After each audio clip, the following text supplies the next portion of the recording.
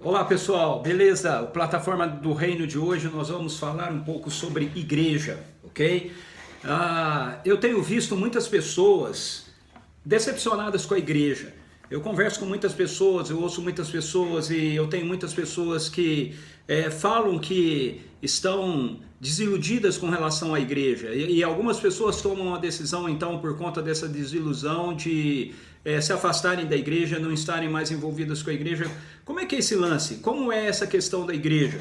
Veja bem, hoje em dia, por exemplo, nós temos as pessoas que se dizem sem igrejas, que são aquelas pessoas que passaram pela igreja, se decepcionaram com a igreja e saíram da igreja, e hoje eles se afirmam que são cristãos, que creem em Jesus e que seguem Jesus. Muitos deles dizem que leem a Bíblia, oram e tudo mais, mas que não querem mais saber de nada com a igreja. Será que isso realmente é possível? Eu sei que as pessoas tomam essa postura, mas como Deus olha essa postura? Como é a visão de Deus em relação a essa postura? É possível nós amarmos a Jesus, nós estarmos ligados a Ele, nós nos relacionarmos a Ele e na verdade não fazermos parte da igreja? Um outro termo que surgiu ultimamente para pessoas relacionadas à igreja tem sido chamado poligrejas. Eu não sei se você já ouviu esse termo, mas semana passada ou retrasada, não me lembro, eu acabei lendo um artigo que falava a respeito dos poligrejas. Quem são os poligrejas? São aquelas pessoas que não estão fora da igreja, como sem igrejas, mas que não têm, são pessoas que não têm nenhuma igreja específica como a sua igreja. Então são pessoas que dizem que não precisam ser membros de uma igreja local, eles vão em várias igrejas, eles vão nas igrejas que lhes interessam, aquelas que eles acham que tem uma programação melhor naquele final de semana para eles, então eles participam e eles frequentam aquela igreja. Muito bem, vamos lá. Eu quero falar um pouco com você então a respeito dessa perspectiva da igreja. Veja, a primeira coisa que nós precisamos ter em mente quando nós falamos da igreja é o que é que nós estamos falando quando usamos o conceito igreja. Há uma diferença entre nós usarmos a palavra igreja e aquilo que está embutido na palavra. Há uma diferença entre o termo e o conteúdo relacionado ao termo. Não é verdade?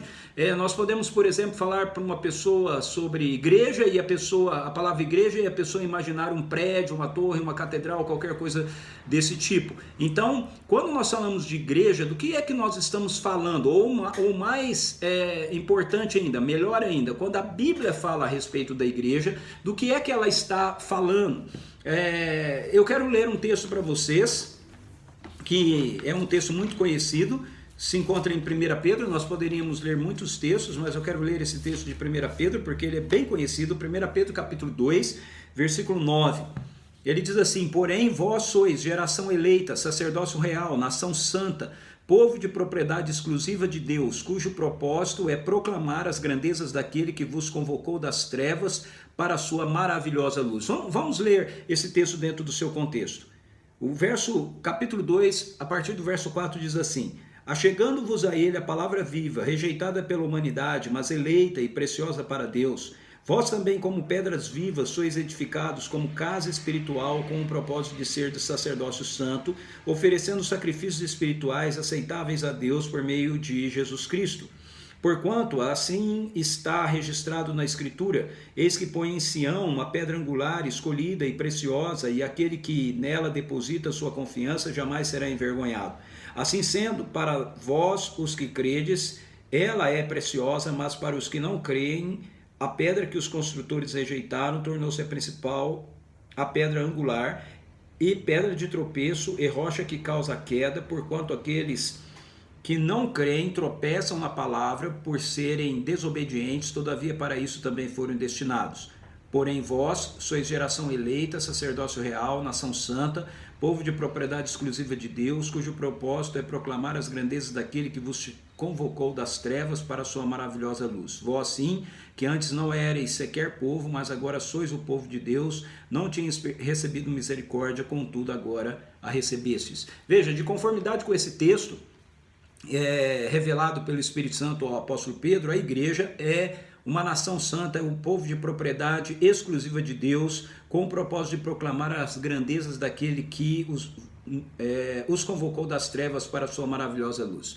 Então, na perspectiva bíblica, quando nós usamos a palavra igreja, nós estamos nos referindo ao povo de Deus. A igreja tem a ver com essa realidade do povo de Deus. O povo de Deus é a igreja. Então, a primeira coisa que nós precisamos, talvez, tratar aqui quando a gente fala a respeito da igreja é fazer essa diferenciação. Isso é feito assim em livros de história da igreja ou em livros de teologia e tudo mais, mas parece-me que na prática as pessoas não conseguem assimilar isso na realidade. As pessoas dizem assim, a igreja não faz nada. Eu muitas vezes conversei com um jovem que vinha na nossa igreja, agora ele faz parte de uma outra igreja, e muitas vezes ele por ser uma pessoa da área da sociologia, ciências sociais e tudo mais, ele criticava a igreja dizendo que a igreja não fazia nada. Mas veja, quando esse jovem usava essa expressão, a igreja não faz nada, a igreja não faz nada pelos pobres, a igreja não faz nada pela política ou qualquer outra coisa assim, o que é que ele estava pensando quando ele usava a palavra igreja? Na verdade, ele estava se referindo à igreja enquanto uma instituição humana, enquanto uma denominação, enquanto uma estrutura humana. Por que eu digo isso? Porque, biblicamente, a igreja é o povo de Deus. Então, quando esse jovem diz assim, a igreja não faz nada, a pergunta que eu tenho para fazer para ele é, o que é que você está fazendo? Porque na perspectiva bíblica, veja, a igreja tem a ver com quem nós somos parte do povo de Deus. O apóstolo Pedro coloca aqui para nós, em 1 Pedro capítulo 2, que nós como pedras vivas. Então esse jovem, se ele realmente aceitou Jesus, se ele realmente se rendeu ao governo amoroso de Jesus, se realmente ele crê no evangelho, ele é uma pedra viva, ou seja, ele é parte da igreja, ele é a igreja. Então, na maioria das vezes, quando as pessoas dizem ou elas criticam a igreja, elas estão pensando, na verdade, numa instituição, elas não estão pensando na perspectiva bíblica do que a igreja é. A igreja é o povo de Deus em missão no mundo, e isso significa que cada um daqueles que se renderam a Jesus como Senhor e Salvador da sua vida faz parte desse povo. Uma outra figura que a igreja, que as escrituras usam para a igreja é que a igreja é o corpo de Cristo. E como corpo de Cristo, então cada um de nós faz parte, é membro desse corpo. Novamente, quando nós falamos da igreja, nós estamos falando então de um grupo de pessoas ou de um conjunto de pessoas que estão no mundo em missão, que estão no mundo representando quem Jesus Cristo é. Isso é a igreja na perspectiva bíblica.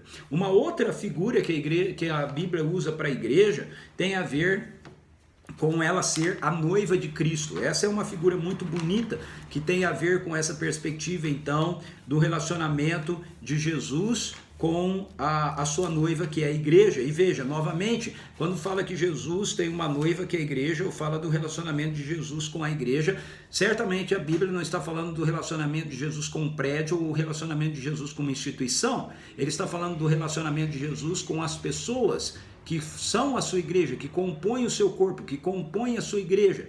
Então, as pessoas que se renderam a ele é que são a igreja e, portanto, são a sua noiva.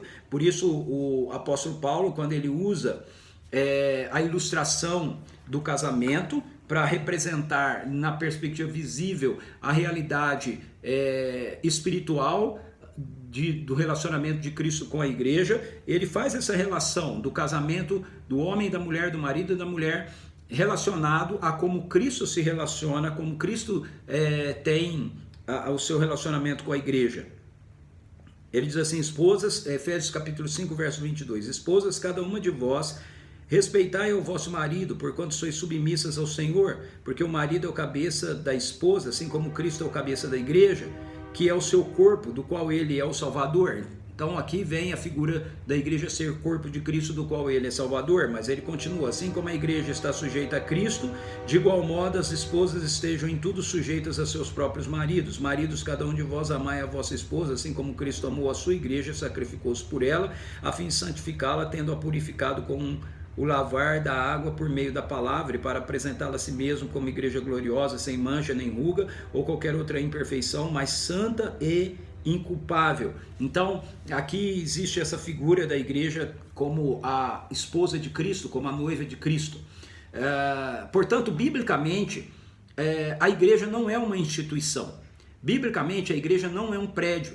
Biblicamente, a igreja é um povo que foi redimido pelo poder do evangelho, por aquilo que Jesus Cristo fez através da sua vida, morte e da sua ressurreição. A igreja, ela é a presença do corpo de Jesus no mundo hoje. É através da igreja, através das pessoas que Jesus manifesta a sua presença no mundo hoje. A igreja é a noiva do Cordeiro, ela é a esposa de Cristo, ela é aquela que está sendo preparada para ser desposada por Jesus. Assim, não existe a mínima possibilidade de nós, na verdade, sermos seguidores de Jesus e nós não estarmos envolvidos com a igreja. Mas esse é um ponto que nós ainda precisamos aprofundar um pouco mais. Por quê? Porque quando nós colocamos isso, que a igreja não é uma instituição, a igreja não é um prédio, a igreja é o corpo de Cristo, a igreja é a noiva de Cristo, a igreja é o povo de Deus, muitas pessoas então querem usar esse argumento para dizer, pois é, então eu não preciso estar ligado a uma instituição. O problema é que dentro do plano da redenção, dentro da história da redenção, Deus juntou esse povo, Deus reuniu esse povo. Primeiramente, ele fez isso no Antigo Testamento através da nação de Israel. A nação de Israel é o povo de Deus e a nação de Israel é uma nação, é uma instituição. E ela tem 12 tribos que representam, então, o povo de Deus. As 12 tribos representam o povo de Deus. Cada tribo separada representa o povo de Deus. E todas as 12 tribos juntas representam o povo de Deus. Existe uma estrutura, então, para a nação de Israel viver o relacionamento dela como povo com Deus. A mesma coisa nós vemos no Novo Testamento. Quando nós chegamos no Novo Testamento, Jesus, ele reúne ao redor dele 12 homens para representar justamente isso, as 12 tribos de Israel, e depois ele reúne outros seguidores ao redor dele e ao redor desses 12 homens. Quando Jesus é assunto aos céus, ele dá autoridade à igreja, ao povo dele, e ele coloca esses 12 homens como sendo os primeiros líderes dessa comunidade. Na nova aliança, na perspectiva da nova aliança. Então nós vamos ver no Novo Testamento, nós vamos percebendo que a igreja, que é o povo de Deus, ela também vai ganhando uma forma dentro da estrutura humana. Assim, quando o apóstolo Paulo sai e ele começa a estabelecer igrejas, ou seja, ele começa a juntar pessoas em torno do evangelho, isso é a igreja, pessoas juntas em torno do evangelho, ele faz isso em cidades diferentes, com pessoas diferentes, com grupos diferentes, e cada cidade, cada local tem então um grupo de seguidores que se reúnem em casas.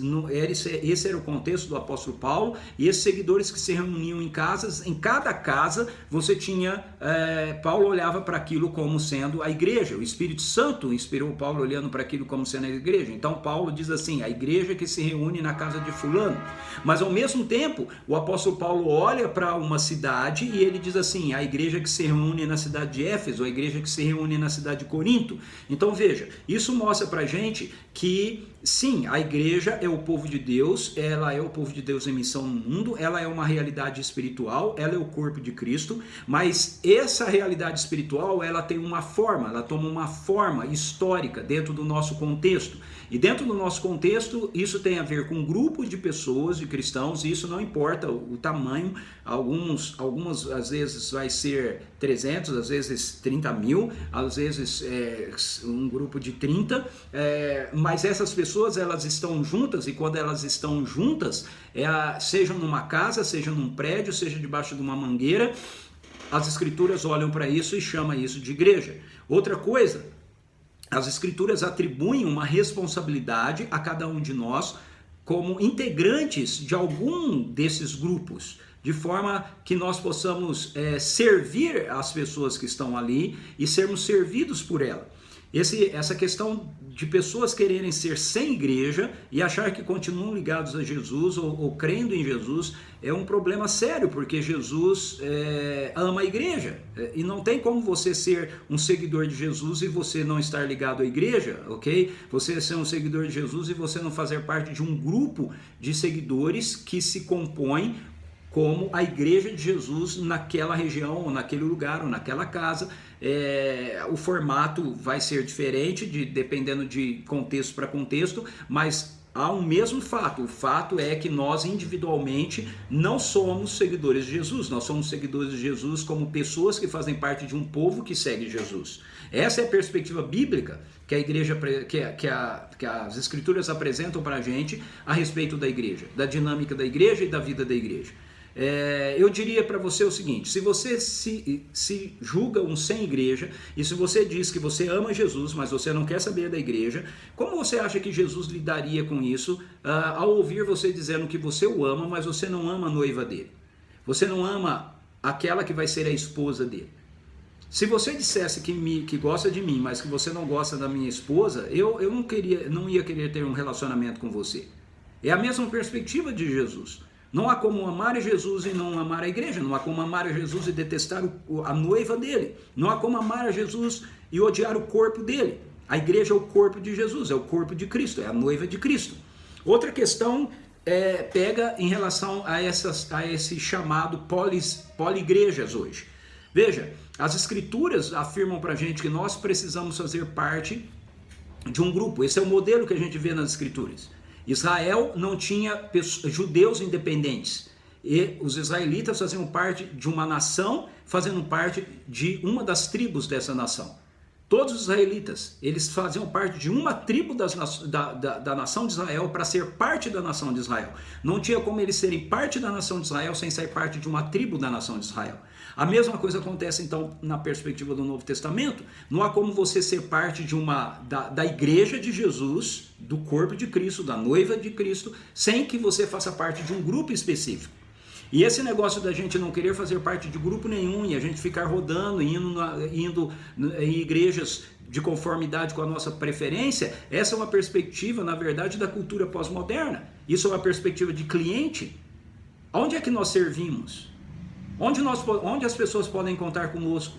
Onde nós podemos realmente doar os nossos dons? Onde nós realmente vamos ter compromisso para podermos ser admoestados, disciplinados, orientados? Se nós ficamos mudando de igreja para igreja. Não existe essa história de poligrejas. Isso é uma terminologia da cultura pós-moderna, isso não é uma terminologia bíblica. E se você entrar nessa, eu quero dizer para você que você está completamente fora daquilo que as escrituras apresentam. Isso não tem nada a ver. O apóstolo Paulo se dirige à igreja que está em Corinto, à igreja que está em Roma, à igreja que está na Galácia.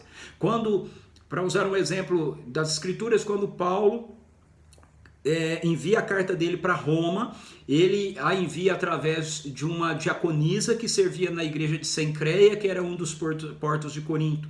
Quando o nome dela era Febe. Quando Febe, essa diaconisa, sai da igreja de Cencreia e vai para Roma, ela leva a carta para a igreja de Roma, e no final da carta o apóstolo Paulo a apresenta dizendo assim para eles: recebam Febe como em Cristo Jesus.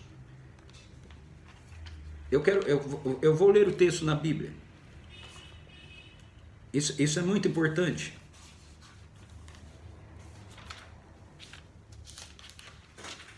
Veja, ele diz assim: recomendo-vos a nossa irmã Febe, que é diaconisa na igreja de Cencreia. Isso está em Romanos capítulo 16. Peço que a recebais no Senhor de modo digno, como os santos devem ser recebidos, e ajudeis em tudo que venha a necessitar, porquanto ela tem prestado grande auxílio para muitas pessoas, inclusive para mim. Veja, Febe foi para Roma, ela era diaconisa da igreja de Cencreia, mas quando ela foi para Roma, Paulo diz para a igreja de Roma a recebê-la. Então agora ela passa a ser parte da igreja de Roma.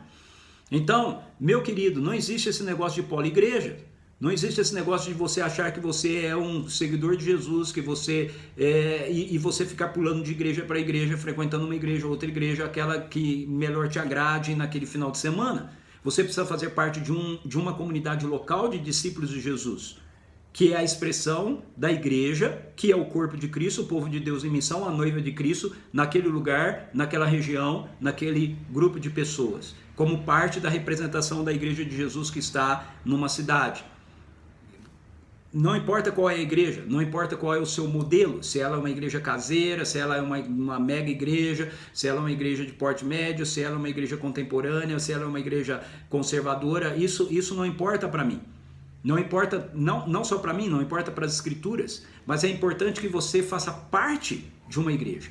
A igreja, ela é o povo de Deus em missão no mundo. A igreja é aquilo que Jesus Cristo mais ama. Então nós não podemos abrir mão dela. Ao longo dessas próximas semanas eu quero estar conversando com você aqui na plataforma do Reino um pouco, então, a respeito de alguns aspectos da igreja, a respeito de algumas dinâmicas e perspectivas que possam contribuir com relação à revitalização da igreja. Eu ouço de muitas pessoas dizendo, e eu sei que muitas pessoas estão feridas, muitas pessoas estão decepcionadas, muitas pessoas estão machucadas com relação à perspectiva da igreja, por líderes de igreja, mas eu quero dizer para você que o caminho não é abandonar a igreja. Esse não é o caminho.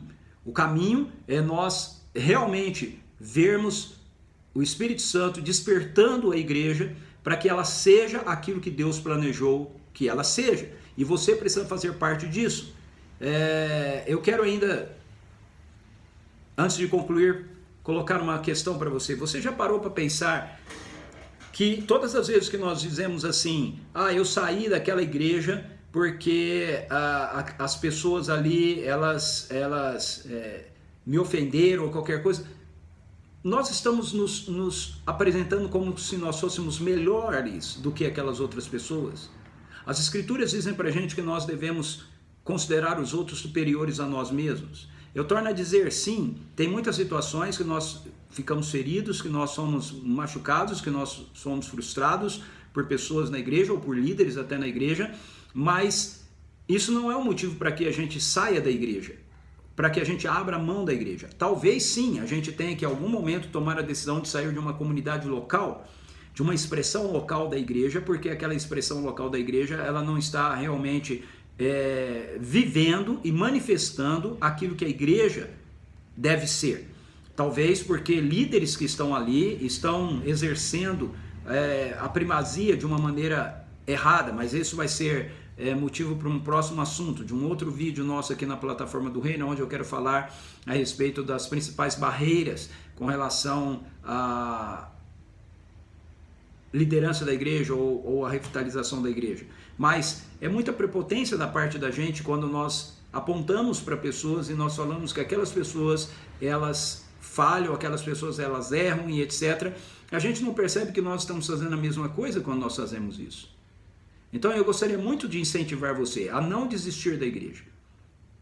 Se a sua igreja local ela não está bem, se a sua igreja local está passando por alguma situação e que realmente está te ferindo, se isso não passa diretamente por uma negação do evangelho, se isso não passa diretamente por uma distorção da palavra de Deus, eu quero animar você a não abrir mão da sua igreja, a você orar, a você trabalhar, a você se colocar nas mãos do Espírito Santo de Deus para que Ele use você como uma das pedras vivas para poder realmente trazer avivamento e transformação para a sua comunidade local. A igreja é aquilo que Jesus Cristo mais ama, então nós devemos amá-la também.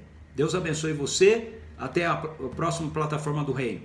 Divulgue o vídeo, dê um like aí, comente o que você quiser, a gente vai bater papo. E eu quero convidar você para estar atento às próximas semanas, quando eu vou estar fazendo uma série de vídeos onde nós vamos estar trabalhando e tratando a respeito da revitalização da igreja. Beleza? Deus abençoe sua vida. Até o nosso próximo encontro.